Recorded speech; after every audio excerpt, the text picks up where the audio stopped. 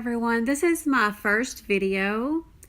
Let me introduce myself. My name is P. Marvelson. I have a master's degree in marriage and family therapy, and I have over 17 years experience in the mental health field. And so I'm going to make a series of videos on topics of different things that you might be facing in relationships, in life, in different stages of life. So today I want to get right into it. We're going to talk about narcissistic personality. As I've seen, this is a big topic on YouTube, and I have found that it's been really frustrating for me when I was going through it, was the different, people claiming to kind of know what this personality is about, and a lot of confusion out there. I was almost convinced that my husband was a covert narcissistic personality when I was going through it, and I realized that he wasn't, that a lot of men actually use the silent treatment. And Gottman studies, he says about 80% of men use the silent treatment. So a lot of times we're thinking that if my man is doing a silent treatment, he must be narcissistic personality or covert narcissistic. And there's two. There's a covert narcissistic personality, and there's also classic narcissistic personality disorder. In this video, I'm going to start with classic, and I'll see if I can have time to go into covert. With classic personality, it's a little more obvious. You're going to see the ego right away. That's one of the first things that you'll really notice the most about the person with narcissistic personality disorder. They often king archetypes are about looking on appearance well, like in the community. They're usually pillars of the community, and they're great employees, a lot of them. So on the surface, they are very likable. They're very loved. They're often very sociable. And they're very charismatic, and they have a lot of friends, and they have a lot of networking with the classic. So I have experienced some with clients, and then also in my personal life with a step-parent, a stepfather that was classic narcissistic personality and still is, and also my ex-husband's wife that he ended up marrying. And I really at the time wasn't very developed in knowing about this disorder. All I knew was she reminded me a lot of my stepfather, and that it really just triggered me sometimes with some of my childhood, and so I had a lot of self-awareness about that. But the things that they do, so as I said, they're very likable, they're very believable, and therefore they're very hard to convince other people that you're the one that is going through this. Because the people that they do like or they're dedicated to, they really benefit from them. They really benefit financially, usually. They benefit emotionally. They benefit, emotionally as far as having favor, having attention on them, things like that. I've also worked with one before, and she favored me, but the people she didn't favor, she just made their lives a living heck, and she manipulated. Which brings us to manipulation. They're very manipulative, and that's the second thing, besides the ego, is the manipulation. And it's very subtle, so it's not like always in your face. It's a very subtle, something that they will say to someone to kind of get you to have a view about that other person. And if you're not very strong emotionally or, with your own thoughts, you can be swayed very easily by these people. And it's easy to, like I said, because a lot of times they're on-time employees. They're considered, AB employees. And they're reliable. They're organized. A lot of times, and they just make organizations more successful because their best foot forward is usually always out at work. Every once in a while, after a while, though, they will slip up, and you'll start seeing some of the manipulation. You'll see the control, and that brings me to the third thing. A lot of times they are very controlling, but again, it's very subtle. It's not control that we are, really notice, especially at first. And then a lot of times they will play with that manipulation and control with coworkers, or they'll do it with their children, where they usually have a favorite, and then they usually have kind of a scapegoat in the family, or the black sheep. And now sometimes, with the black sheep, we have the middle child. Sometimes that happens with, sibling order, but I'm not talking about that. I'm talking about where they really just have a favorite child or two, and then they really scapegoat one of the children.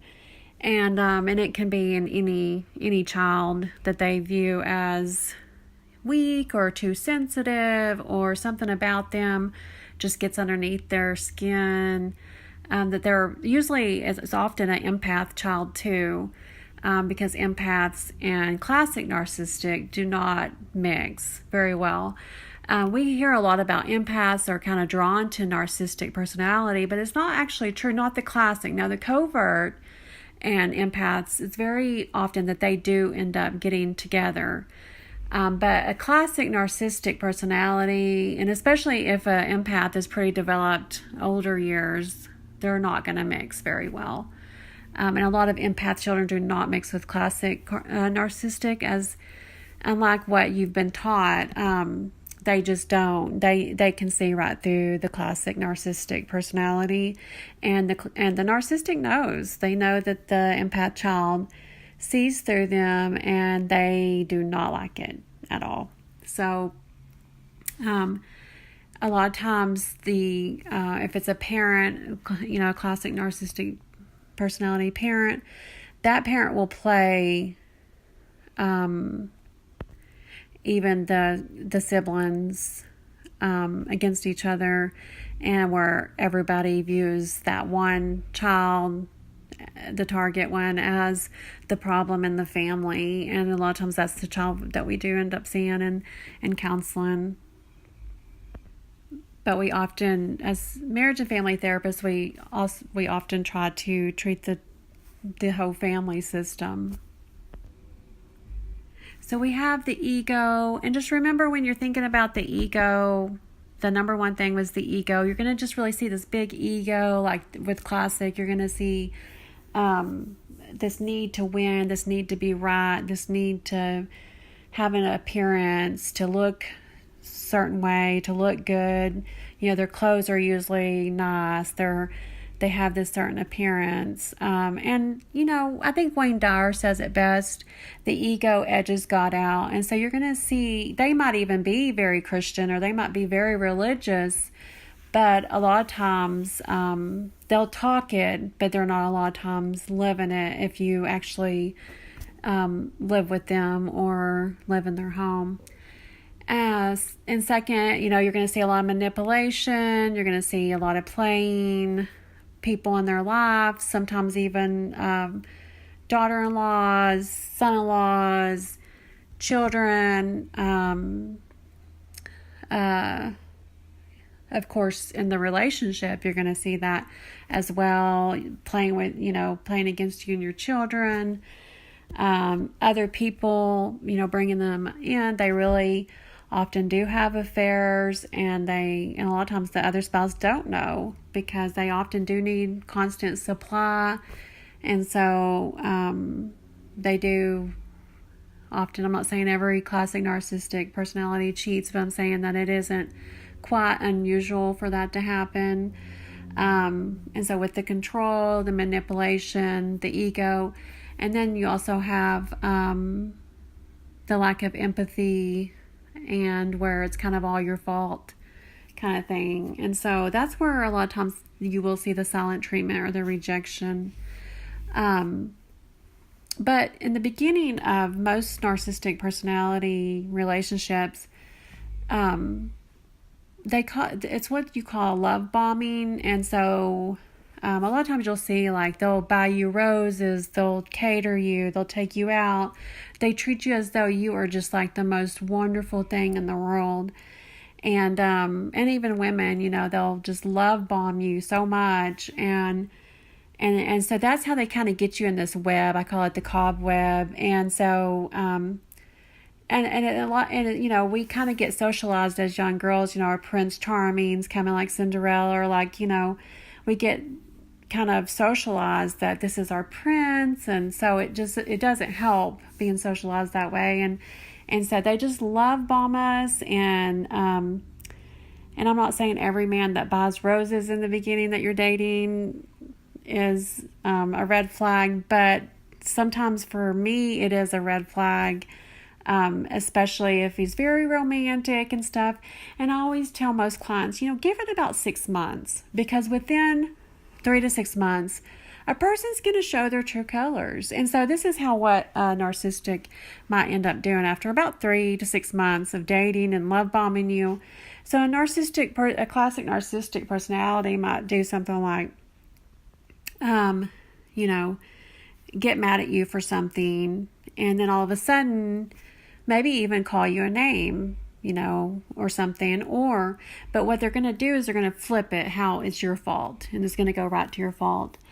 And after all the love, and this is maybe the first time that it happens, and after all the love bombing and everything you've been through with that person, you think, wow, man, maybe I was being a bitch, or maybe it really is my fault. Maybe I didn't really think about that, And so that's where it kind of starts the, talking yourself down, like, maybe it is me. And so then it just starts this pattern, and you can just get so lost in it. And that's why a lot of times, by the time the relationship's over and the person's got a new supply or rejected their spouse, the person's usually pretty low. They're pretty low self-esteemed. They're feeling really rejected. And a lot of them even become suicidal.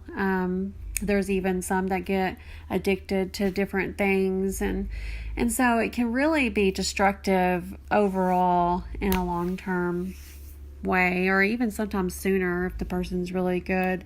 But it's usually a process. So that's the classic, and that's the basics, just to get to the point, because I feel like there's so much to relationships, and there's so much, and I will be talking about in my other videos, to help with relationships and to help you with some of that, and the different things that can help. And so that's pretty much the classic narcissistic, of just a really brief example.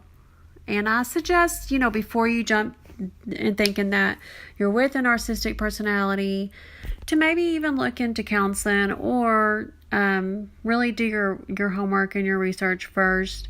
Because everybody does do the silent treatment or even rejects you, it might be an affair, it might be other things going on, addictions and things like that. And so I just feel like there's a lot of confusion out there. I had a client that was narcissistic personality and also a borderline, and so that was a really interesting case on the female side of things. And so but it was the ego and the sense of false self that I noticed the most in the very beginning, and the lack of even empathy for me as the therapist. not really caring when she did get angry and curse me and things like that. So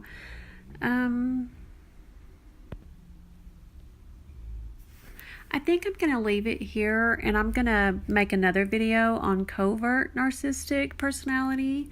And I hope you all enjoyed my first video, and like and subscribe and comment below if you want more of these videos. And I really appreciate you listening to me. This is P. Marvelson, and I hope you have a wonderful week. Thanks.